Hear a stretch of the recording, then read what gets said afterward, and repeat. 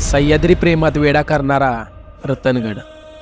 आज मी तुम्हाला रतनगडवरील काही ऐतिहासिक वास्तू व अमृतेश्वर शिवमंदिर दाखवणार आहे.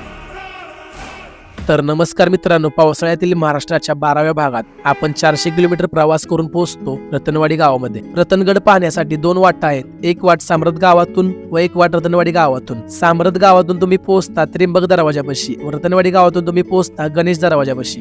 रतनवाडीतून ट्रेक करण्याचा प्लस पॉइंट हा आहे की तुम्ही दर्शन घेऊ शकता अमृतेश्वर शिवमंदिराचे. हे मंदिर 1200 वर्ष जुने व हेमाडपंथीचे असून मंदिराच्या भिंतींवर पिलरवर कोरीव काम केलेले पाहायला भेटते व मंदिराच्या बाजूला पुष्करणी लेक आहे. हे सर्व पाहून मंदिराचे दर्शन घेऊन आम्ही रतनवाडी ट्रेक सुरू करतो. हा ट्रॅक 6 किलोमीटरचा इतका असून पुढे 4 ते 5 तासांची चढाई आहे. जाताना तुम्हाला कधी खाडा चढ तर कधी उतार, कधी मोकळे पठार तर कधी घनदाट जंगल, हा असा ट्रॅक आहे. या सर्व निसर्गाचा आनंद घेत आम्ही पोहोचतो गणेश दरवाजापाशी, जो गडाचा पहिला दरवाजा आहे.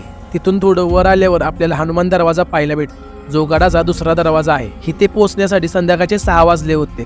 गडावर धुकं जास्त असल्यामुळे आम्ही रत्नाई देवी मंदिरामध्ये रात्र घालवून दुसऱ्या दिवशी सकाळी रत्नाई देवीचे दर्शन घेऊन गड फिरायला सुरुवात करतो. गडावर धुकं जास्त असल्यामुळे हनुमान दरवाजा या धुक्यामध्ये खूपच सुंदर दिसत होता. तिथून पुढे आल्यावर आपण पोहोचतो या बुरुजापाशी. हा बुरुज इतका सुंदर आहे की इथे कोणताही ट्रॅकर बिना फोटो व्हिडिओ काढता जात नाही. तिथून उजव्या बाजूने पुढे आल्यावर हे कुंड पाहायला भेट. हे कुंडाचे पाणी प्रवरा नदीचं उगमस्थान असून इथून पुढे जाताना खरंच समाधान वाटत होतं.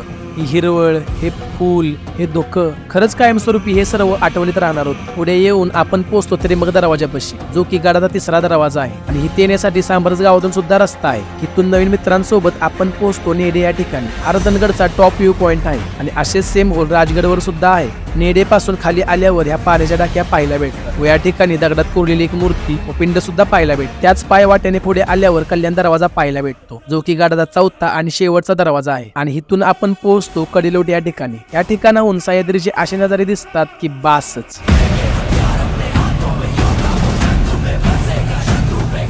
तर मित्रांनो, तुम्ही हा किल्ला बघितलाय का हे कमेंटमध्ये मला नक्की सांगा आणि जर नसेल बघितला तर ही रील सेव्ह करून ठेवा आणि शेअर करा तुमच्या ट्रॅव्हल पार्टनरला.